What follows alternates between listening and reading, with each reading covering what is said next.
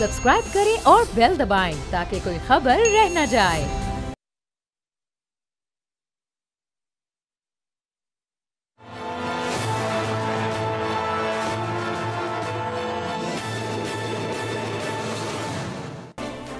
अस्सलाम वालेकुम, मैं अरबाब जहांगीर। आप देख रहे हैं प्रोग्राम तज्जिया। जैसे जैसे 8 फरवरी की तारीख करीब आ रही है, इलेक्शन का माहौल बनता जा रहा है। कागजात नामजदगी उम्मीदवारों के मंजूर हो रहे हैं, कुछ पर एतराज़ हो रहे हैं, वो एतराज़ कहीं पर मुस्तरद भी हो रहे हैं, और फिर साथ साथ सियासी जमातों के अब मंशूर सामने आ रहे हैं। और ज़ाहिर है कि इलेक्शन कैंपेन की बुनियाद इसी मंशूर और उन्हीं वादों पर होती है जो कि सियासी जमातें आवाम के सामने इलेक्शन डे से पहले रखते हैं। पाकिस्तान पीपल्स पार्टी ने गुज़िश्ता रोज़ अपने मंशूर के 10 नुकात जो पेश किए हैं, दरअसल हर एक पाकिस्तानी का इस वक्त जो बुनियादी मसला है उसको उन्होंने ज़रूर इन नुकात में अपनी प्रायोरिटी लिस्ट में रखा है। लेकिन अब सवाल यह है कि इस पर अमल दरामद किस तरह से होगा। दीगर सियासी जमातों के जो मंशूर हैं, क्या उसमें भी ये तमाम चीज़ें शामिल होंगी, और फिर इस पर क्या आगे अमल दरामद होता भी हमें नज़र आएगा। अब इसमें सबसे बुनियादी जो नुकता है वो ये है कि पीपल्स पार्टी कहती है कि अगर हुकूमत पीपल्स पार्टी की आई तो हर पाकिस्तानी की आमदनी को वो 5 साल में ऐसा प्लान देगी जिसके तहत वो आमदनी दुगनी हो जाएगी, यानी लोगों की आमदनी में 2 गुना तक इजाफा हो जाएगा। तो फिर ज़ाहिर महंगाई का बोझ उन पर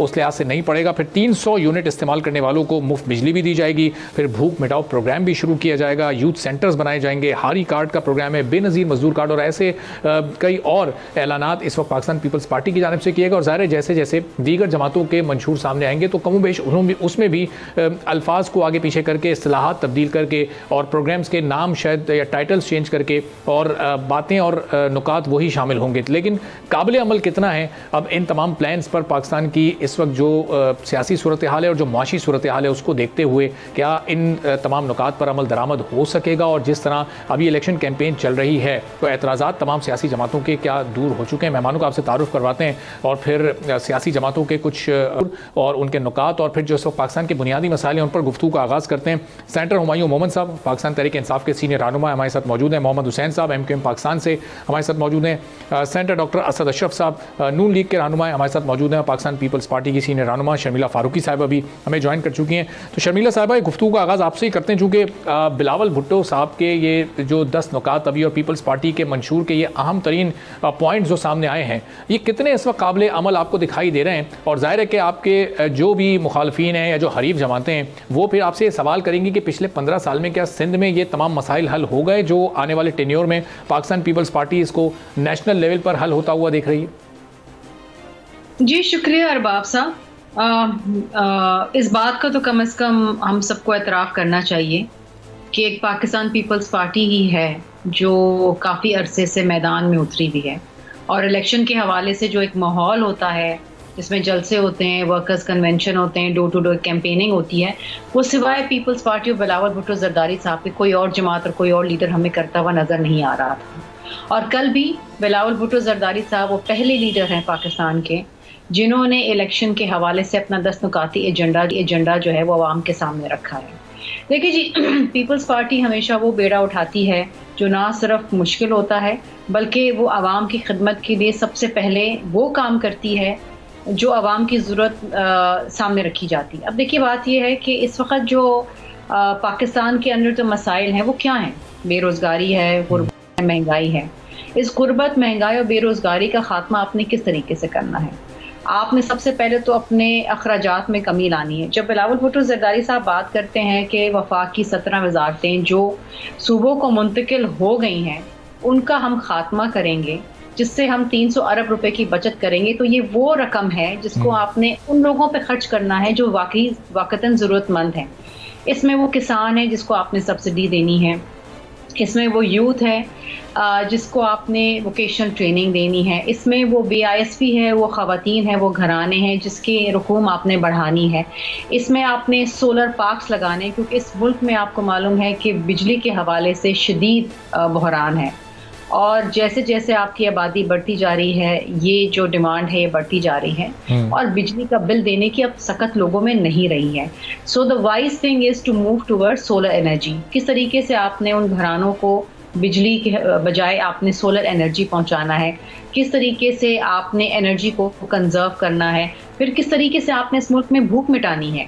हम फूड इनसिक्योरिटी की तरफ जा चुके हैं। किस तरीके से आपने घरानों में भूख मिटानी, किस तरीके से आपने माँ और बच्चे की नशोनुमा करनी, ये तमाम चीज़ें हैं जो एक आम आदमी के मसाइल के अंदर शामिल हैं। वो चीज़ें हैं जो एक आम आदमी चाहता है, सस्ती बिजली, अच्छी सेहत की सहूलियात जो सिंध के अंदर हमने दी हैं। हमारे नाक़दीन जो हैं शायद वो भी इस बात का एतराफ़ करते हैं कि सिंध के अंदर जो हस्पतालों का जो जाल पीपल्स पार्टी ने बिछाया है वो पूरे पाकिस्तान में ऐसा नहीं है। अच्छा, बलूचिस्तान से लोग यहाँ पर इलाज करने के लिए आते हैं, चाहे वो NICVD के हवाले से हो, चाहे वो गम्बट के अंदर लिवर फ्री ट्रांसप्लांट हो।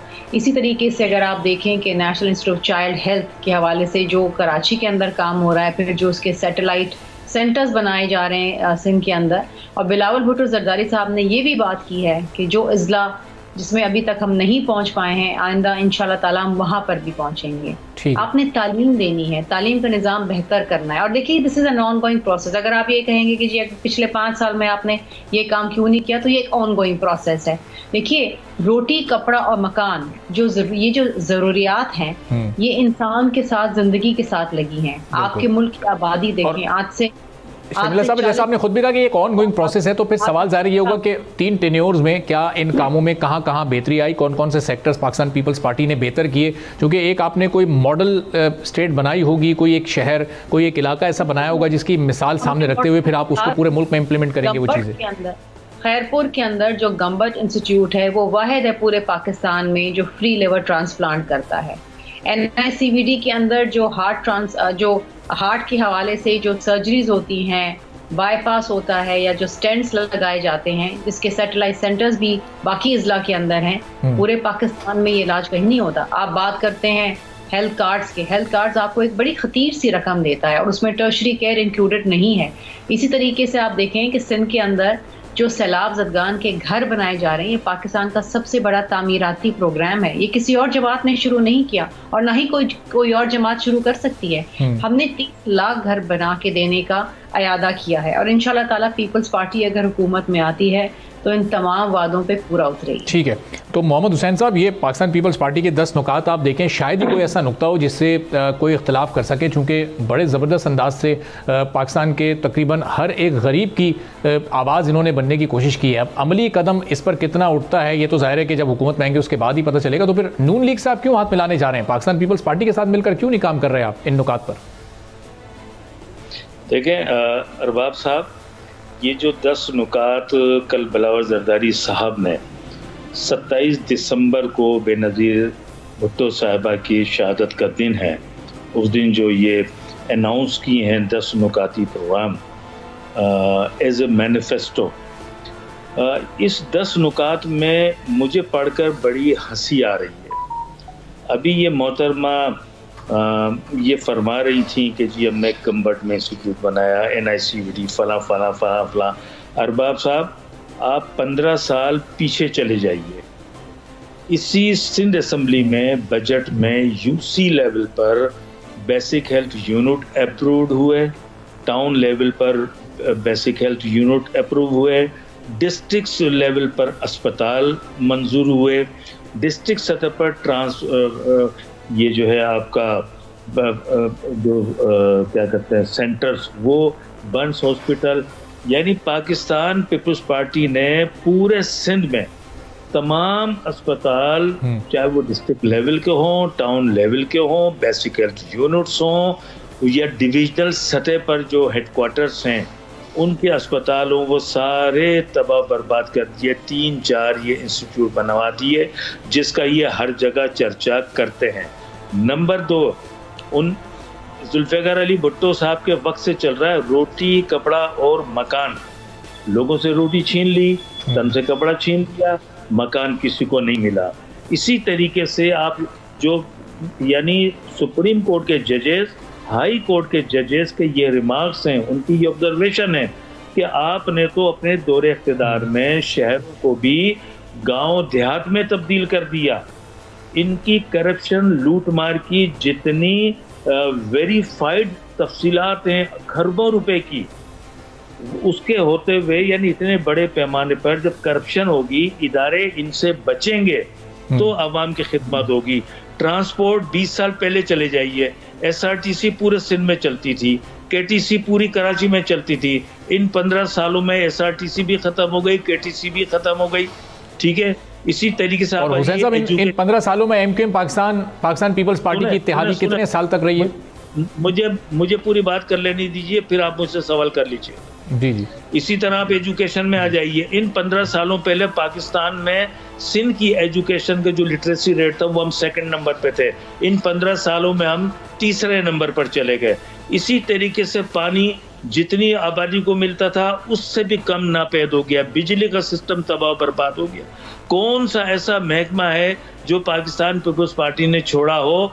हाई कोर्ट, सुप्रीम कोर्ट के जजेस ने कहा कि डाइन भी जो है 4 घर 5 घर छोड़ देती है, पीपल्स पार्टी ने तो 4-5 घर भी नहीं छोड़े। तो ये जो 10 नुकात हैं, ये जो बिलावल जरदारी साहब ने 27 दिसंबर को पेश किए। 27 दिसंबर की भी मैं आपको मिसाल दे दूं अरबाब साहब, ये 27 दिसंबर को बेनज़ीर भुट्टो साहिबा का कत्ल हुआ रावलपिंडी में।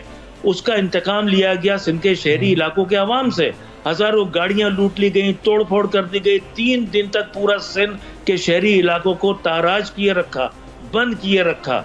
उसके बावजूद शाबाश है सिंध के शहरी इलाकों के अवाम को, ना वो योम सोग मनाते हैं ना योम सिया मनाते हैं। लेकिन जब 27 दिसंबर आता है तो उनका ये जख्म हरा हो जाता है। तो पाकिस्तान पीपल्स पार्टी की कलई तो राव अनवर ने भी अभी उस दिन खोल दी। हाँ, मजे की बात ये थी कि अगर राव अनवर ने इन पर झूठे इल्जामात लगाए हैं तो पाकिस्तान पीपल्स पार्टी के किसी रहनुमा ने, किसी पॉलिटिकल वर्कर ने उसको काउंटर ही नहीं किया। उसको शोकॉज नोटिस ही भेज देते कि भाई इसने झूठे इल्जामात लगाए, ये आके कोर्ट में आके पेश करें। तो पाकिस्तान पीपल्स पार्टी के होते हुए सिंध में कोई बेहतरी की उम्मीद नहीं है। ठीक है, चलें अब मैं वो जो अगला सवाल था अगली टर्न में फिर मैं आपसे पूछता हूँ। हुमायूं मोहम्मद साहब, ये इस वक्त हम देख रहे हैं पाकिस्तान पीपल्स पार्टी फ्रंट फुट पर है, पब्लिक में जा रही है, हर सूबे में जलसे जुलूस हो रहे हैं, वर्कर्स कन्वेंशन हो रहे हैं। हम देख रहे हैं नून लीग अपने नंबर्स बड़े कैलकुलेटेड अंदाज में पूरे कर रही है। इन दोनों जमातों की तो हम तैयारी देख रहे हैं। पाकिस्तान तहरीक इंसाफ इस वक्त इलेक्शन कैंपेन अपनी कब शुरू करेगी? आप लोग अवाम में कब आएंगे? बिस्मिल्लाहिर्रहमानिर्रहीम। शुक्रिया जी। मेरे ख्याल में हम लोग तो आए हुए थे, लेकिन हमें ये जो पाकिस्तान डिस्ट्रक्शन मूवमेंट की जो एक्सटेंडेड गवर्नमेंट है, जिसको हम टेक केयर गवर्नमेंट कहते हैं, जो इन लोगों की टेक केयर कर रही है, और आपने देखा है कि जो मिनिस्टर्स हैं, टेक केयर गवर्नमेंट के जो मिनिस्टर्स हैं वो इन्हीं 2 पार्टियों में से हैं। कोई इनको ज्वाइन कर रहा है, उनको ज्वाइन कर रहा है। उन्होंने क्या किया हुआ है, उन्होंने हम लोगों को, अगर हम पंजाब में बाहर निकलने की कोशिश करते हैं तो वो लाउड स्पीकर एक्ट लगा देते हैं। हम बलूचिस्तान में ज़ोब में और पशीन में निकले थे तो उस जगह पे उन लोगों ने उन जगहों पे मतलब ग्राउंड के अंदर पानी छोड़ दिया। कैन यू इमेजिन कि कितना नीचे गिर गए। अच्छा, उसके अलावा जो हमारी ये तो बिलावल भुट्टो साहब जो कि चेयरमैन है वो निकल के जा रहे हैं, ठीक है ना। उसके हमारे तो वहाँ पे जो 2nd या 3rd टियर लीडरशिप है उनको भी नहीं जाने दे रहे। एयरपोर्ट से उनको वापस कह रहे हैं कि अगर आप बाहर निकले तो हम आपको 3 MPO के तहत कर लेंगे, वरना आप वापस चले जाए। तो मजबूरन उन्होंने बजाय इसके कि वो अंदर हो जाए, उन्होंने इसमें बेहतर समझा, पार्टी से डिस्कशन की तो उन्होंने कहा वापस आ जाए। तो 3 MPO वाला मामला तो हल हो गया ना, अब तो उसके तहत तो अब कोई गिरफ्तारी नहीं हो रही है सर। अभी नहीं हो रही ना, आज तक तो हो रही थी ना, अभी नहीं हो रही। तो आप आज की बात छोड़े, मैं तो पिछले 2 महीनों की बातें कर रहा हूँ ना। मैं तो उस वक्त की बातें कर रहा हूँ जहां निकलते हैं उसको अंदर कर लेते हैं, उसके बाद हमारे करते। लेकिन you know the interesting thing है, मैं आपको एक चीज बताता हूँ। इस तरह है कि PIDE की बात सर्वे रिपोर्ट से, जो पॉवर्टी एलिवेशन है, जब हम सारी चीजों की बात करते हैं हम देखते हैं कि किस गवर्नमेंट ने, PMLN ने या पीपल्स पार्टी ने या पाकिस्तान तहरीक इंसाफ ने, इनमें से किसने अवाम के लिए कोई काम किया है। तो एक कंपैरिजन कर लेते हैं। कंपैरिजन ये है कि सिंध में 210 में 2010 और 11 में 49% था पॉवर्टी। डू यू नो 19 में कितना था? 40%। 9% इन्होंने 13 सालों में उस लिहाज से 9 सालों में इन्होंने काम किया, ठीक है। अच्छा, मैं पंजाब की बात करता हूँ। आप पंजाब में बड़ा इंटरेस्टिंग है, हम लोग कहते हैं बुजदार के बारे में हम उसका मजाक उड़ाते हैं। डू यू नो कि 2013-14 जो मियाँ शहबाज शरीफ साहब का, जो कि सो कॉल्ड स्पीड और फलाना स्पीड और ये स्पीड वो स्पीड है, स्पीडी गोंजालेस वाला है। उन्होंने 2013 और 14 से 2015-16 में उन्होंने 4% पॉवर्टी कम किया। और डू यू नो बुजदार के जमाने में कितनी कम हुई? 5%। उनसे ज्यादा बुजदार के जमाने में पॉवर्टी कम हुई। लेकिन मैं कंपैरिजन बताता हूँ, दैट इज व्हाई केपी में 2000 ये जो कंपैरिजन आप कर रहे हैं, ये फिगर्स आप कहां से ला रहे हैं? चूंकि ये जो दौर था उस्मान गुलजार साहब का, या जो पाकिस्तान तहरीक इंसाफ का, वो 3.5 साल दौर में एक आम आदमी किस हद तक मुतासिर हुआ है, महंगाई ने किस हद तक उसकी कमर तोड़ी है, तो सबके सामने है। सर मैं उसी को बता रहा हूँ ना, पॉवर्टी एलिवेशन उसी को ही कहते हैं कि एक आम आदमी कितना मुतासिर हुआ है। मैं बता रहा हूँ कि केपी में पाकिस्तान तहरीक इंसाफ के आने से पहले पॉवर्टी लेवल जो था वो 30% था। आप, और ये रूरल एरिया की मैं बात कर रहा हूँ। आपको पता है कि जब पाकिस्तान तहरीक इंसाफ की गवर्नमेंट आई और सिर्फ 3 सालों में उन्हें कहाँ ले गए? वो 30 से लेकर चले गए 20% पे 10% कम किया। तभी तो 2018 में 2/3 मेजॉरिटी। साहब ये बताएंगे, ये गुर्बत की कमी के आदादो शुमार आप शेयर कर रहे हैं, या ये गरीब ही कम हो रहे थे कि बेचारे गरीबों के पास रहने की गुंजाइश ही नहीं रह गई थी इस दुनिया में, तो शायद वही कम हो रहे थे? ये नंबर समझ नहीं आ रहे जो आप आदादो शुमारी शेयर कर रहे हैं, ग्राउंड रियलिटी से बिल्कुल मुख्तलिफ लग रहे हैं ये। नहीं सर, ये ग्राउंड रियलिटी नहीं है, PIDE की रिपोर्ट है। और उन्होंने कहा है poverty level in Sindh has been high because of inequality, because of poor education and lack of job opportunities. ये PIDE की रिपोर्ट है। जब आप ये देखें, बात ये हो जाती है कि हम लोग सारे बहुत ज्यादा बातें करते हैं, लेकिन जब हम ग्राउंड पे जाते हैं और जब हम स्टैटिस्टिक्स निकालते हैं तो अनफॉर्चुनेटली स्टैटिस्टिक्स बहुत अलग बात बताती है। स्टैटिस्टिक्स ये बताती है कि 2013 से 18 के 2008 से 13 के दरमियान में जब पीपल्स पार्टी की हुकूमत थी तो 11 लाख जॉब हर साल मिलती थी। जब PMLN की जो हुकूमत थी 2013 से 18 के दरमियान में तो 14 लाख जॉब्स पर साल बनती थी। जब पाकिस्तान तहरीक इंसाफ की हुकूमत आई, आपको पता है कितने थे? 18 लाख जॉब्स हर साल क्रिएट हुई हैं। अब आप इसको खुद ही जमा करके देख लें, और ये मैं आपको स्टैटिस्टिक्स बता रहा हूं। तो देखिए, ये कहना कि हम लोगों ने 10 एजेंडा दे, अच्छी बात है, मैं अप्रिशिएट करता हूं बिलावल भुट्टो साहब। ठीक है, हुमायूं साहब जरा कम से कम ये किया, थोड़ा सा आपको रोक के जरा मैं डॉक्टर असद अशरफ साहब से जरा नून लीग का भी इस पर मौक़िफ़ ले लूं, चूंकि जी चलें, मुकम्मल करने जल्दी से हुमायूं साहब काइंडली। मैं अप्रिशिएट करता हूँ पीपल्स पार्टी को, एटलीस्ट उन्होंने ये 9 नुकाती एजेंडा दिया है as opposed to Pakistan Muslim League Noon, जो कि सिर्फ कमरों में बैठ के और ये देख रही है कि भाई हमें किस जगह पे एक्स्ट्रा सपोर्ट मिल जाएगी। अच्छा, हमारे खिलाफ मैं 119 में मैंने जमा किया है, ओहो मेरे खिलाफ जो बंदा आ रहा है वो मुझे हरा देगा, मैं 120 में चली जाती हूँ, मैं 100 इधर से इधर चले जाता हूँ। इसके अलावा उन्होंने वो ग्राउंड पे इसलिए नहीं निकल रहे, वो किसी को मुंह दिखाने के लायक नहीं है। अच्छा, चलें ज़रा मौका दीजिएगा हुमायूं साहब। डॉक्टर असद अशरफ साहब, ये हम देख रहे हैं पाकिस्तान पीपल्स पार्टी इस वक्त बड़ा खुलकर अपनी कैंपेन कर रही है। आप पूरे हर सूबे में आप देखें कोशिश कर रहे हैं आवाम में जाने की, वर्कर्स कन्वेंशन कर रहे हैं। अब वहाँ लोग कितना इनको रिस्पॉन्स कर रहे हैं वो एक अलग मामला है, लेकिन ये नून लीग इस वक्त कहाँ गायब है? शहबाज शरीफ साहब अभी आज कराची पहुँचे हैं, आपसे कुछ देर पहले। कोई जलसा, कोई वर्कर कन्वेंशन, कहीं कोई पब्लिक मीटिंग, कुछ नज़र नहीं आ रहा हमें ऐसा ग्राउंड पर। बिस्मिल्लाहिर्रहमानिर्रहीम। ये इलेक्शन जो फरवरी में आ रहे हैं उसमें सबके लोग चेहरे देख चुके होंगे और अपने ज़मीर के मुताबिक और अपने घरों में जो आसानियां पैदा की है, हर एक इक़्तिदार में पार्टी रही है, वो देख के फैसला करेंगे। और इंशाल्लाह आप देखिएगा, आप कह रहे हैं कि कोई हो नहीं रही कैंपेन, हम ये चीज़ें कई बार पिछले कई सालों में 2-3 सालों में अवाम में हर डिस्ट्रिक्ट में पंजाब के और दूसरी जगह जा चुके हैं वो और जलसे कर चुके हैं। और लेटेस्ट तो अभी जब मियाँ नवाज शरीफ साहब 21 अक्टूबर को लाहौर में लैंड किए तो हमारी क़यादत हर डिस्ट्रिक्ट में हर PP और NA लेवल पे हमने वहाँ वर्कर कन्वेंशंस किए, 21 अक्टूबर तक मोबिलाइज किया है लोगों को, और हम लोगों में रहे हैं। और अभी भी इंशाल्लाह आज भी हमारा पार्लिमानी बोर्ड का जो था वो मीटिंग थी और उसमें आज फाइनल लास्ट इस्लामाबाद और लाहौर की टिकट डिसाइड हुई। तो ये इंट्रा पार्टी जो चीज़ें हैं ये हम लोगों की है, किसी और को इस गम में और इस बुखार में मुब्तला होने की ज़रूरत नहीं है कि हम लोग क्या कर रहे हैं। आप भी अपने इलेक्शन करें और हमें कोई शाय नहीं है पब्लिक में जाने का। हम पहले भी लेकिन असद अशरफ साहब, जिन लोगों से वोट लेना है उनका पहले ये शिकवा होता है, ये शिकायत होती है आम पब्लिक की कि हमें तो वो हमारे नुमाइंदे उसी वक्त नज़र आते हैं जब वो इलेक्शन डेज होते हैं, और पार्टी लीडर तो फिर एक बार आके वो वापस कभी पलटते ही नहीं है किसी भी इलाके में। तो मियां नवाज शरीफ साहब की वापसी के बाद तो एक्सपेक्टेड था कि वो शहर शहर जाकर जलसे करेंगे, वो क्यों नहीं जा रहे पब्लिक में, और वो इस कैंपेन को क्यों नहीं लीड करते हुए नजर आ रहे? और आप वक्त आने देना, अभी काफी क्या कहते हैं वक्त है इलेक्शन के अंदर, अभी स्क्रूटनी का मराहिल में है, अभी ये कंफर्म नहीं हुआ कि किसके पेपर एक्सेप्ट होने हैं और किसके रिजेक्ट होने हैं। ये 30 दिसंबर को 23 को जब ये हो जाएगा और उसके बाद और क्या कहते हैं एप्लीकेशंस वगैरह देंगे और इतराज़ात होंगे और पेपर वापस लेने, और ये इसमें टाइम है। जैसे ये प्रोसेस मुकम्मल होता है, हमारी मुकम्मल तैयारी, आप परेशान ना हो, इंशाल्लाह हम जलसे करेंगे, जलसे जो करेंगे वो आप देखेंगे तारीखी होंगे, पहले भी करते रहे और आइंदा भी करेंगे, ये कोई आज से नहीं है।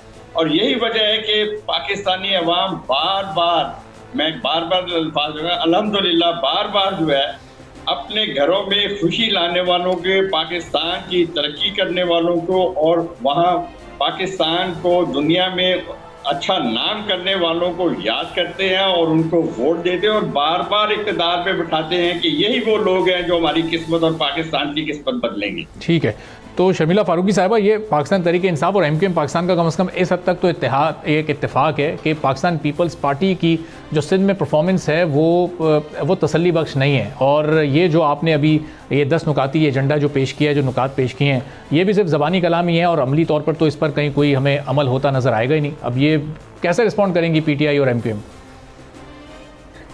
देखिए अरबाब साहब, आप क्या एक्सपेक्ट करते हैं PMLN और MQM से कि वो बैठ के पीपल्स पार्टी की तारीफ़ें करेंगे, और वो भी इलेक्शन से पहले नहीं। PMLN के बारे में तो मैं ये कहूँगी कि उनका कोई ख़ास वजूद नहीं है, ना कराची में है ना बाकी सिंध के अंदर है। जहाँ तक ताल्लुक़ है MQM का, MQM बेचारों का अपना हाल कुछ ऐसा है कि वो पहले अपने आप को समेट लें, उसके बाद वो आगे इलेक्शन, क्योंकि अनफॉर्चुनेटली, और हम तो यही कहेंगे, हम चाहते थे कि बल्दियाती इंतखाबात लड़ें, इन्होंने वो उसका भी बाइकआउट किया। मेरी तो ख्वाहिश है, मेरी जमात की ख्वाहिश है कि खुदारा ये जनरल इलेक्शंस का बाइकआउट ना कर दें। अब बात आती है कि पीपल्स पार्टी ने क्या किया क्या नहीं किया। देखिए, हर दफ़ा पहले से ज़्यादा हमें पजीराई मिलती है इलेक्शंस के अंदर। क्यों मिलती है? क्योंकि खुशी में, गम में, सैलाब में, जलजले के अंदर हर वक्त पीपल्स पार्टी और उसके नुमाइंदे आवाम के साथ खड़े हैं। हस्पतालों के हवाले से जो हम फ्री ट्रीटमेंट दे रहे हैं, आवाम हमारे साथ है। और अमली तौर पे आपने बात की, तो देखिए ये जो हम बात कर रहे हैं 30 लाख घर बनाने के पूरे पाकिस्तान में, उसमें हम सिंध में तो हमने काम शुरू कर दिया, और वो काम जो बंद कराया था वो इलेक्शन कमीशन ने करवाया था, और इसके ऊपर हमने बहुत एहतजाज किया कि ये वो काम है जो सैलाब ज़दगान की बहाली के हवाले से। बहरहाल इंशाल्लाह जब इलेक्शन हो जाते हैं, मामला सही हो जाएंगे, तो फिर हम दोबारा से इस पे काम शुरू करेंगे। लेकिन इनमें से सारे काम ऐसे हैं जो पीपल्स पार्टी करना चाहती है और कर सकती है। अगर आप अपने वसाइल को सही तरीके से रीजनरेट करें और रीडायरेक्ट करें तो बहुत सारे काम हो सकते हैं। आप यूथ के हवाले से कैरियर काउंसलिंग देना कोई बहुत मुश्किल काम नहीं है, वोकेशनल ट्रेनिंग देना कोई मुश्किल काम नहीं है, यूथ को वो उम्मीद देना कोई मुश्किल काम नहीं है। अगर आप देना चाहें तो इसी तरीके से 300 यूनिट तक बिजली फ्री देना, सोलर एनर्जी की तरफ जाना, जो कि हम अक्सर इलाकों में सिंध में जा चुके हैं ऑलरेडी, बल्कि बड़े बड़े शहरों में भी अब लोग सोलर की तरफ जा रहे हैं, क्योंकि ज़ाहिरी बात है बिजली की पैदावार कम है, डिमांड ज़्यादा है, और फिर जो नरखें हैं वो ऐसी हैं कि इवन मुतवासत तबके के लोग जो हैं वो बिजली के बिल नहीं दे पा रहे। तालीम के ऊपर हम मुसलसल काम कर रहे हैं। सिंध वो वाहिद सूबा है जिसमें तालीम के हवाले से हर बजट के अंदर सबसे ज़्यादा जो है वो बजट रखा जाता है, और उसके ऊपर काम भी होता है। शर्मिला फारूकी साहब, गुफ्तगू के सिलसिले को हम यहीं से आगे छोटा सा ब्रेक लेते हैं और फिर MQM पाकिस्तान और पाकिस्तान तहरीक इंसाफ और नून लीग का भी इस पर मौक़िफ़ जानने की कोशिश करते हैं एक छोटे से ब्रेक के बाद।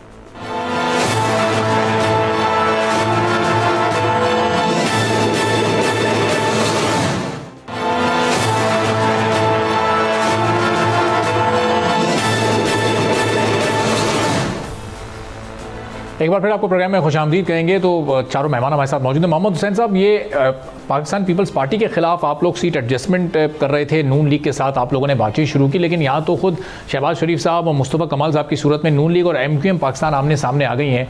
तो ये अगर एक दूसरे के ही आमने सामने आ जाएंगे तो पीपल्स पार्टी का मुकाबला फिर आप कैसे करेंगे, जो कि अभी सिंध की तक सबसे तगड़ी और मजबूत जमातें हैं? आप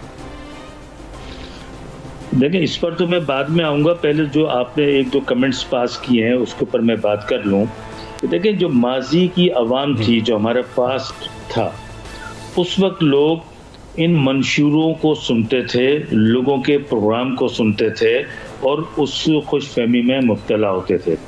आज की जो अवाम है, ख़ासतौर पे यूथ हो या नौजवान हो, वो यकीन रखते हैं पास्ट परफॉर्मेंस पर कि कौन सी पॉलिटिकल पार्टी कितने अरसे से इक़्तिदार में है, उसके पास क्या क्या इख्तियारात थे और उसके नतीजे में उन्होंने अवाम को क्या सहूलियात पहुंचाई या माजी की सहूलियात भी छीन ली। तो आज की जो पब्लिक है वो इन चीज़ों को मद्देनज़र रख कर इलेक्शन के अंदर वोट डालने का सोचती है।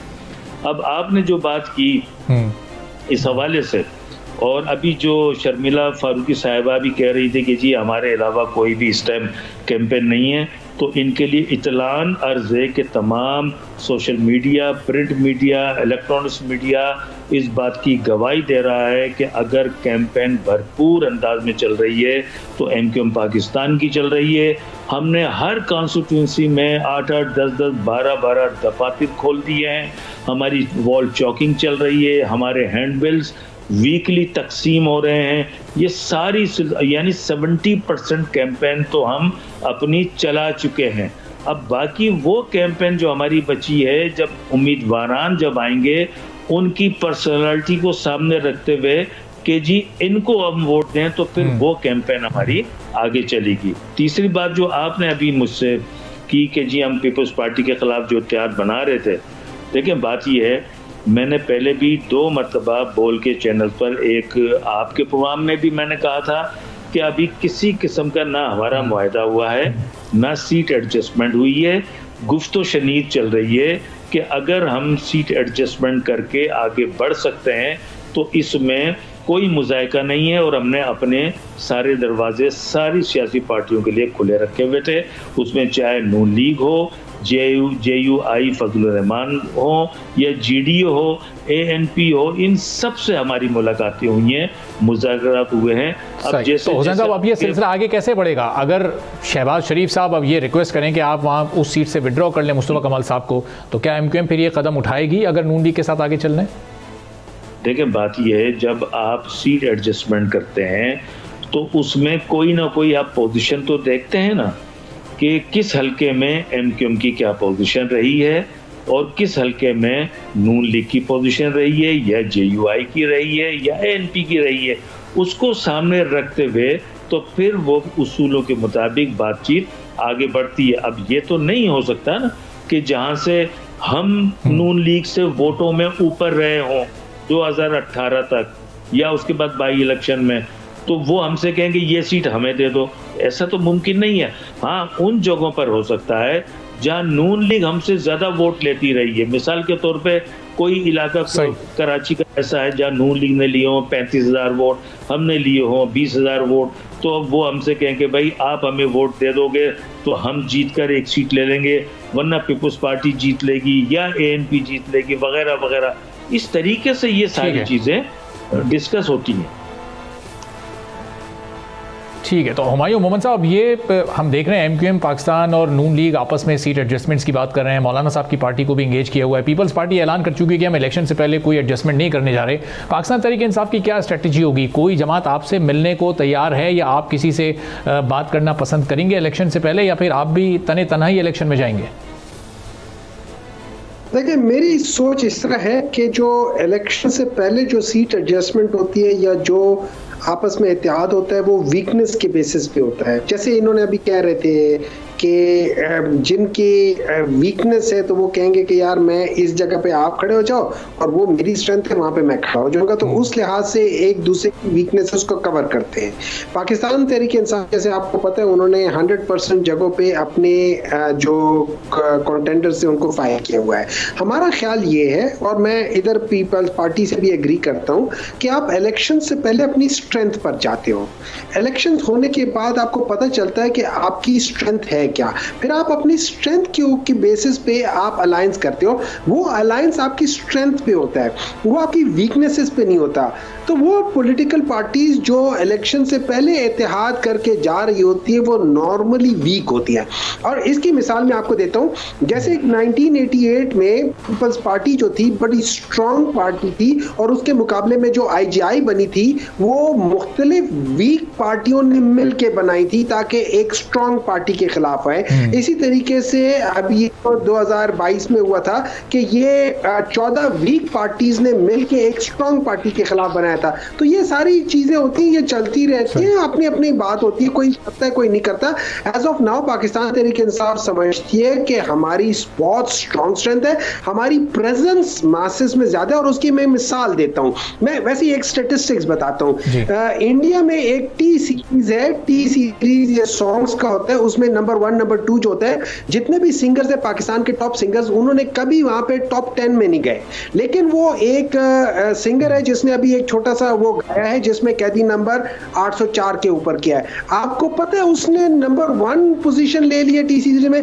और ये सुनते कौन है? ये आम लोग सुनते हैं, अच्छा। गांव वाले सुनते होते हैं, हर सुनते हैं। तो उस बेसिस पे जब आप देख रहे हैं कि आपकी इतनी इन्फिल्ट्रेशन है और ये खाली अर्बन नहीं है, इन लोगों को समझ नहीं आ रही, रूरल में बहुत ज्यादा चेंज हो गया है। चलें हुमायूं साहब, ये आज आप बहुत ज्यादा स्टैट्स लेकर आए, चूंकि मेहमान थोड़े से ज्यादा हैं तो इन स्टैट्स पर हम जरा तफसील से नहीं बात कर सके। आगे आने वाले किसी दिन आपसे इन स्टैट्स पर तफसीली बात भी करेंगे। तो असद अशरफ साहब, इसका मतलब हुमायूं साहब की जो गुफ्तगू से मतलब अखज़ हो रहा है कि नून लीग तो शायद इस वक्त बहुत ही कमज़ोर जमात अपने आप को महसूस कर रही है। हर सूबे में आप जा रहे हैं, एडजस्टमेंट की बात कर रहे हैं, छोटी जमातों को साथ मिलाकर नंबर्स को सिक्योर करने की कोशिश कर रहे हैं। तो अपने बल पर पब्लिक पर रिलाय करते हुए क्यों नहीं जाना पसंद कर रहे हैं आप इलेक्शन में?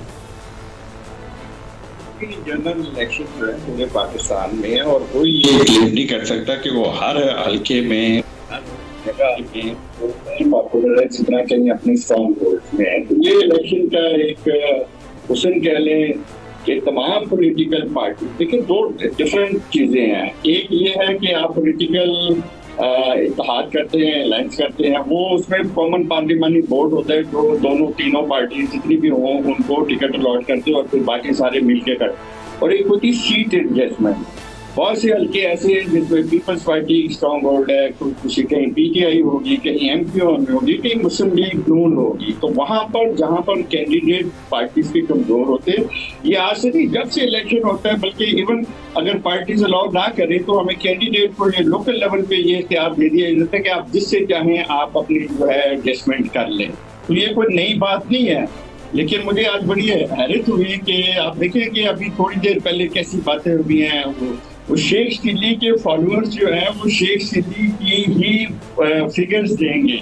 अभी देखें एक जेन्युइन पॉलिटिकल पार्टी के चेयरमैन बिलावल भुट्टो जरदारी साहब ने सिंध जब शहबाज शरीफ साहब वजीर आजम थे तो उन्होंने पूरी दुनिया के सामने तकरीर करते हुए ये कहा कि शहबाज शरीफ जैसा सियासतदान सिंध को भी देना लीडर दे दें। तो ये एक बहुत बड़ी एक हमारे देरीना हम कहेंगे सियासी मुखालिफ थे और उन्होंने उनके चेयरमैन ने ये एक्सेप्ट किया कि शहबाज शरीफ का तो there is no comparison between मैं क्या कहूँ आपको गुलजार साहब को और मियां शहबाज शरीफ साहब, किसी और के कंपैरिजन बनता नहीं, अपनी अपनी कारकर्दगी होती है। आप देखें ना। अच्छा असद साहब, ये शर्मिला फारूकी साहिबा से पूछना बड़ा जरूरी है कि क्या वाकई सिंध को शहबाज शरीफ साहब जैसे लीडर की जरूरत है, और बिलावल साहब ने क्या ये बात कही थी और क्या अभी भी वो अपने बयान पर कायम है? तो शर्मिला साहिबा, क्या शहबाज साहब जैसा लीडर चाहिए अभी सिंध को? देखिए, जब हम शहबाज शरीफ साहब को एक चांस दे रहे थे और जब PDM की हुकूमत बन रही थी और उनको वज़ीर आज़म नॉमिनेट किया था तो हमें भी बड़ी उम्मीदें थी उनसे, और हम भी समझते थे कि जिस तरह ये कहा जाता था कि उन्होंने पंजाब में बड़ा अच्छा काम किया है और लाहौर में बड़ा अच्छा काम किया है और जो उनकी स्पीड है, तो हमारी भी ख्वाहिश यही थी कि वो आके उसी स्पीड से बेरोज़गारी कम करेंगे, महंगाई का ख़ात्मा करेंगे, गुर्बत को में कमी लेकर आएंगे। लेकिन अनफॉर्चुनेटली आप भी मायूस हुए, हम भी मायूस हुए और कौम भी मायूस हुई। ऐसा कुछ हो ना पाया अनफॉर्चुनेटली। अब मामलात और हालात इस किस्म के हैं कि देखिए इस वक्त अगर आप कहेंगे कि क्या आप शहबाज शरीफ को दोबारा वज़ीर आज़म देखना चाहते हैं, तो ये पूरी कौम उठ के कहेगी कि नहीं। क्यों? क्योंकि उनके दौर में महंगाई बढ़ी, गुर्बत और बढ़ी, बेरोजगारी और बड़ी। बिल्कुल, जबकि वो हुकूमत आई इसलिए थी और पाकिस्तान तहरीक इंसाफ को अदम एतमाद के जरिए इसलिए हटाया गया था कि महंगाई में कमी आएगी, लेकिन नतीजा उसके बरस निकला। बहुत बहुत शुक्रिया शमीला फारूकी साहबा, सेनेटर डॉक्टर असद अशरफ साहब, मोहम्मद हुसैन साहब, सेनेटर हुमायूं मोहम्मद साहब हमारे साथ मौजूद। एक छोटा सा ब्रेक लेना और ब्रेक के बाद वापस आएंगे। तो इस्लामाबाद हाई कोर्ट ने साइफर ट्रायल रोकने का हुक्म दिया है। इस पर क्या कानूनी नुकात हैं, इसको थोड़ा सा समझने की कोशिश करेंगे। हाफिज़ एहसान अहमद साहब माहिर कानून हमारे साथ मौजूद होंगे एक छोटे से ब्रेक के बाद।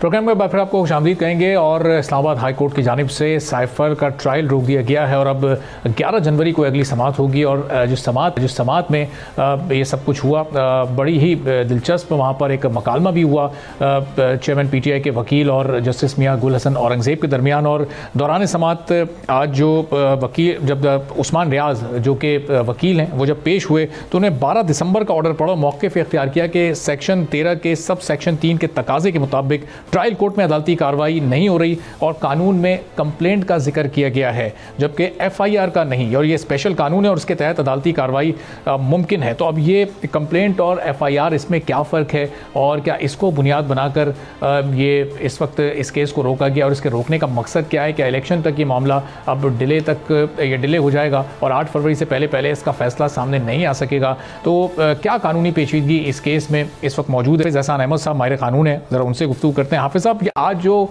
जवाब पेश किया गया वकील साहब की जानिब से, उन्होंने कहा कि ये कंप्लेंट का जिक्र है यहाँ पर और ये FIR नहीं है, तो ये दोनों में ज़रा फ़र्क क्या होता है? ये जो फैसला सामने आया इसके ट्रायल को फ़िलहाल रोकने का, और अब ये तकरीबन 2 हफ्ते के लिए ये समात मुलतवी हो गई है, तो अब ये केस किस तरह से आगे बढ़ेगा? ये इसी तरह डिलेइंग टैक्टिक्स सामने आती रहेंगी? बिस्मिल्लाहिर्रहमानिर्रहीम, आपका बहुत शुक्रिया कि आपने मौका दिया। पाकिस्तान का जो ऑफिशियल सीक्रेट एक्ट है उसके अंदर एक पहली दफ़ा एक फॉर्मर प्राइम मिनिस्टर को ऑफिशियल सीक्रेट एक्ट की वायलेशन सेक्शन 5, सेक्शन 9 और पाकिस्तान पीनल कोड का सेक्शन 34 के अंदर जो है वो चार्ज किया गया है। और ये एक वो स्टेटमेंट थी जो 27 मार्च को एक पब्लिक स्टेटमेंट बात की गई, रजीम चेंज भी की गई, और उसका कॉन्टेक्स्ट था 7 मार्च 2022 का एक मीटिंग थी जो हमारे उस दौर के एम्बेसडर्स और American under secretary of state के दरमियान एक मीटिंग थी, जिसके ऊपर जो है एक साइफ़र आया और उस साइफ़र के बाद एक मीटिंग, और आपने देखा कि उस दिन से इस मुल्क के अंदर एक कंट्रोवर्सी चल रही है। उसके बाद हुआ ये कि इसको प्रॉपर एक कंप्लेंट की सूरत के अंदर सेक्रेटरी इंटीरियर ने FIA को रेफ़र किया, और इसके जो कंप्लेनेंट है इस केस के अंदर वो सेक्रेटरी इंटीरियर है।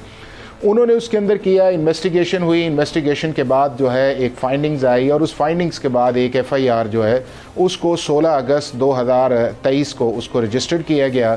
और उसके बाद जो था, जो एक रिक्वायरमेंट सी लॉ की, उसके मुताबिक जो जज की अपॉइंटमेंट थी, जो उससे पहले था उसकी इंट्रस्टमेंट थी, और ये मामला जो है जब फर्स्ट स्टेज के ऊपर चार्ज एक फ्रेम कर दिया गया अक्टूबर के अंदर, और मामला सुप्रीम कोर्ट ऑफ अंदर गया पहली दफ़ा, और वहाँ के ऊपर जाके क्वाशमेंट पे भी बात हुई, और उसके बाद यही वो जो पॉइंट्स इन पे क्वाशमेंट पे गए और इस्लामाबाद हाई कोर्ट ने उसको ना माना, और उन्होंने क्वाशमेंट भी डिसमिस कर दी और बेल एप्लीकेशंस भी डिसमिस कर दी, और मामला जो है वो बेल की हद तक सुप्रीम कोर्ट ने डिसाइड किया, और क्वाशमेंट की हद तक मामला जो है वो सुप्रीम कोर्ट ऑफ पाकिस्तान के अंदर पेंडिंग है।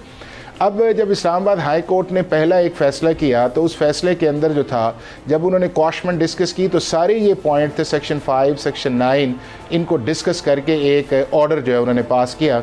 उसके बाद जब प्रोसीडिंग्स आगे स्टार्ट हुई तो इस्लामाबाद हाई कोर्ट के अंदर दोबारा वो मामला गया कि जी ये जेल ट्रायल नहीं होना चाहिए, इसे ओपन ट्रायल होना चाहिए, और उसके ऊपर ये था कि उससे पहले 3 विटनेसेस जो थे उनकी स्टेटमेंट भी रिकॉर्ड की जा चुकी थी। इस्लामाबाद हाई कोर्ट ने पिछले नवंबर के अंदर जो गुज़रा माह उसके अंदर उस प्रोसेस को रोका, और रोक के फिर उन्होंने 21 नवंबर 2023 को एक ऑर्डर किया और उन्होंने कहा कि जो जज की अपॉइंटमेंट है वो भी ठीक है और केस भी चल सकता है कि जेल के अंदर कोई मज़ायका नहीं है, लेकिन मिनिमम रिक्वायरमेंट्स जो हैं वो ओपन ट्रायल की है वो पूरी होनी चाहिए और इस केस को जो है इस डायरेक्शन के साथ उन्होंने डिस्पोज ऑफ कर दिया। अब इस मामले को ना prosecution supreme court of Pakistan के अंदर लेके गई, ना ही डिफेंस साइड जो है वो सुप्रीम कोर्ट ऑफ पाकिस्तान के अंदर लेके गई। अब उसके अंदर कोई ऐसा है नहीं है कि जिसके अंदर ये हो कि जेल ट्रायल भी हो सकता है और जो प्रोसीडिंग है ऑफिशियल सीक्रेट एक्ट की उसको भी इन कैमरा किया जा सकता है, जो कि लॉ के अंदर जो है ऑफिशियल सीक्रेट एक्ट के अंदर ये प्रोवाइडेड उस चीज़ के अंदर है कि बहुत सारी ऐसी सेंसिटिव इंफॉर्मेशन है जिसको आप जो है वो एक ख़ास चीज़ के अंदर जाके तो आप उसका जो जज है अगर वो समझता है तो उस चीज़ को प्रोसेस के अंदर करके तो उसको पब्लिक के अंदर डिस्क्लोज ना किया जाए। अब जब वो चीज़ एक दफ़ा गुजर गई और इस्लामाबाद इस नुक्ते पर भी थोड़ी सी रोशनी डालिएगा कि जब वकील साहब ये कह रहे हैं कि ये कंप्लेंट के बजाय FIR के तहत ये कार्रवाई आगे बढ़ रही है जो कि कानूनी तौर पर दुरुस्त नहीं है, तो ज़रा ये इसकी क्या वजाहत आप पेश करेंगे, ज़रा इस पर अगर रोशनी डालें कि ये FIR और कंप्लेंट का जो मामला है ये अगर आम लोगों के लिए क्लियर हो सके। इसके अंदर ये है कि जो इस वक्त मामला जो गया है वो जो उनका एक ख्याल है जिसको इस्लामाबाद हाई कोर्ट ने ऑलरेडी डिस्पेल भी कर दिया, वो ये कहते हैं कि जी कंप्लेंट का मतलब ये है कि जुडिशल मैजिस्ट्रेट और जुडिशल मैजिस्ट्रेट के बाद जो है फिर वो मामला जो है वो कंसर्न जगह पे जाया जाए तो फिर उस चीज़ को यही इनका डिफेंस जो था वो जब एडिशनल सेशन जज का मामला था उस वक्त भी ये बात करते थे कि जी 190 के अंदर पहले कंप्लेंट है और उस कंप्लेंट के बाद जो है फिर उसकी कॉग्निजेंस बनती है, तो स्पेशल लॉ के अंदर जो जज वो बैठा होता है वो एज ए कंप्लेंट के तौर पे काम करता है जब उसके पास एक रेफरेंस जो है फेडरल गवर्नमेंट उसको भिजवाती है। तो लीगली इसका कोई इस तरह नहीं है कि जी कंप्लेंट जाएगी वो इन्वेस्टिगेट करेगा फिर उसके बाद वो भिजवाएगा। असल ये है कि एक मामला जो था वो फेडरल गवर्नमेंट ने इनिशिएट किया, कंप्लेंट की सूरत के अंदर इनिशिएट किया, उसके ऊपर एक इंक्वायरी हुई, उस इंक्वायरी के ऊपर जो है एक FIR दर्ज हुई, उस FIR दर्ज के अंदर बाद एक चलान जमा हुआ और उस चलान के अंदर जो था वो 28 विटनेसेस साइट किए गए और वो मामला पहली दफ़ा जो है वो इस्लामाबाद हाई कोर्ट के अंदर गया और वहाँ पे भी जब ये आर्गूमेंट्स हुए तो हाई कोर्ट इस्लामाबाद ने भी उस बात को नहीं माना था। अब दोबारा नए सिरे से ये दो तरह से आए, एक उसके अंदर ये आया कि यही कंप्लेंट जिसकी तरफ आपने इशारा की है और दूसरा ये कहा गया कि जी जो इस्लामाबाद हाई कोर्ट का एक ऑर्डर था 21 नवंबर वाला उसके अंदर जो बात थी वो ये थी कि जी ट्रायल जो है उसके अंदर जो मिनिमम ओपन ट्रायल की है वो होनी चाहिए और जज साहब ने एक ऑर्डर किया हुआ है जो स्पेशल जज है जिसके अंदर उन्होंने कुछ चीज़ों को रिस्ट्रिक्ट किया हुआ है। तो उन्होंने कहा कि वो जो उन्होंने ऑर्डर किया हुआ है वो ऑर्डर गलत है और उस ऑर्डर के होते हुए फर्दर चीज़ें जो है वो नहीं हो सकती और वहाँ के ऊपर जाके उन्होंने ये कहा कि जी देखें ट्रायल जो है वो डेली चल रहा है। अब आप ये देखें कि एक इतना इंपॉर्टेंट मैटर है दोनों साइड्स के लिए जो है, अगर एक फॉर्मर प्राइम मिनिस्टर पे चार्ज लगा ऑफिशियल सीक्रेट एक्ट का वो स्टेट के लिए उतना इंपॉर्टेंट है और उतना ही इंपॉर्टेंट जो है वो एक्यूज के लिए है, वो फॉर्मर प्राइम मिनिस्टर के लिए है कि इस केस को किसी न किसी मंतकी नतीजे पर पहुँचाया जाए। अब एक तरफ इस्लामाबाद हाई कोर्ट ऑर्डर कर रही है कि जी आप 30 दिन के अंदर उस प्रोसेस को रोकें और उस प्रोसेस के अंदर जो है वो स्टे नहीं हुआ, दूसरी तरफ हमने वो लीगल कॉम्प्लिकेशंस के अंदर जाके तो उस चीज़ को हम लेके आगे गए हुए हैं और वहाँ पे भी मैं अब समझता हूँ कि जो प्रोसिक्यूशन है शायद वो उस प्रोसेस को अडॉप्ट नहीं कर रही जिस प्रोसेस को जो है वो एक मिनिमम सेटिस्फेक्शन की तरफ होना चाहिए। और उसके अंदर भी आप ये देखें कि आज भी जब अटॉर्नी जनरल गए हैं वहाँ के ऊपर तो वहाँ के ऊपर भी जिस तरह क्लियर स्टैंड आना चाहिए कि ऑफिशियल सीक्रेट एक्ट के अंदर उसके अंदर फिर भी आया है कि जी कुछ ऐसे विटनेसेस हैं जिनकी हम स्टेटमेंट जो है वो इन कैमरा करना चाहते हैं, उसके अंदर कुछ रेफरेंसेस भी हैं और कुछ ऐसे जिनका, तो ये है कि एक क्लियर स्ट्रेटजी के साथ आना चाहिए। और दूसरा ये है कि जब अदालत ने इस चीज़ को कह दिया हुआ है कि जी जेल के अंदर ट्रायल हो सकता है तो मिनिमम जो चीज़ें हैं ओपन ट्रायल की उसको चलना चाहिए कि उसके अंदर मिनिमम जो है। हाफिज साहब ये जो गवाहों की तादाद थी ये 28 में से 25 गवाहों के बयान तो ऑन रिकॉर्ड आ चुके हैं, 3 पर जरा भी हो चुकी है। जो इम्पोर्टेंस और सेंसिटिविटी है इस केस की उसकी अहमियत को मद्देनज़र रखते हुए क्या ये ट्रायल रोका जा सकता है? चूँकि साबिक चेयरमैन PTI के वकील की तो हर मुमकिन कोशिश है कि जो डिलेइंग टैक्टिक इस्तेमाल हो सकती है वो हो सके और उसी दौरान इलेक्शन की डेट भी आ जाए। देखें ना चीज़ ये है कि एक तो इसके अंदर स्ट्रैटेजी बड़ी वाज़ेह है कि जो 8 फरवरी को 2024 को इलेक्शन होने जा रहे हैं उससे पहले जो है इस केस का फैसला नहीं आना चाहिए। और ये डिफेंस साइड का एक है और उसके अंदर हर एक्यूज जो है वो यही करता है कि जो उसे अगर प्रोसीडिंग्स डिले करके एडवांटेजेस आएँ उसे, लेकिन दूसरी तरफ प्रोसिक्यूशन के लिए उतना इंपॉर्टेंट है कि वो उन चीज़ों को जो है वो जो लिकुनास हैं या जिसको वो हाईलाइट किया जाता है उसको उसके मुताबिक करे। अगर बात इस हद तक, मैं इससे आगे और जाता हूँ कि अगर सवाल सिर्फ इस हद तक ही चल रहा है कि जी जेल ट्रायल के अंदर या ट्रायल इन कैमरा के अंदर या ऐसा ट्रायल जो है जिसके अंदर एक्सेस पूरी नहीं है, तो इसको उस जगह कर दिया जाए कि जो उस जज का डेजिग्नेटेड प्लेस है वहाँ के ऊपर आप जो सिक्योरिटी एक्सेस है उसको आप मिनिमम मेंटेन कर लें। और उसके अंदर जो एक ये आता है इस चीज़ के अंदर कि जी लोगों को जाने नहीं दिया जा रहा, मीडिया उसके अंदर जा नहीं सकता, या उसके बाद ये है आपका कि जी जो रिस्ट्रिक्शंस है, देखिए चीज़ ये है कि कुछ चीज़ों को आप वहाँ पे भी रह के कंट्रोल कर सकते हैं और कंट्रोल करने के अंदर लॉ आपको परमिट करता है, लेकिन जब आप ज़्यादा उन चीज़ों के अंदर चले जाते हैं, लीगल कॉम्प्लिकेशंस के अंदर चले जाते हैं, तो प्रोसिक्यूशन जो है वो उससे आहिस्ता आहिस्ता जो है उसको उसका डैमेज आता है। और यही आपने देखा है कि एक ऐसी चीज़ जो 2022 से स्टार्ट हुई है और अभी तक इस स्टेज के अंदर पहुँचे हुए हैं कि जी क्या ट्रायल अंदर होना चाहिए कि क्या ट्रायल बाहर होना चाहिए। और भाई ट्रायल जो है उसको उस जगह पे एक जो रेगुलर प्लेस उस पर होना चाहिए, सिक्योरिटी मेजर्स ले लेने चाहिए और इस मुल्क के अंदर ये फैसला कर लेना चाहिए कि क्या प्राइम मिनिस्टर ऑफ पाकिस्तान ने जो डिफेंस लिया हुए फॉर्मर ने कि क्या उन्हें रिजीम चेंज के मुतालिक जो उन्होंने साइफर डिक्लेयर किया उन्हें इम्यूनिटी है या नहीं है। एडमिशन तो इसके अंदर मौजूद है कि जी बिल्कुल ठीक है और वो उन्होंने पब्लिक मीटिंग के अंदर भी कहा हुआ है। अब दूसरा ये है कि इतने इंपॉर्टेंट विटनेसेस इसके अंदर आए हैं कि जिसके अंदर आपका बहुत बहुत शुक्रिया हाफिज एहसान अहमद साहब माहिर कानून हमारे साथ मौजूद थे। आज के प्रोग्राम से फिलहाल इतना ही, इजाजत दीजिए, अल्लाह।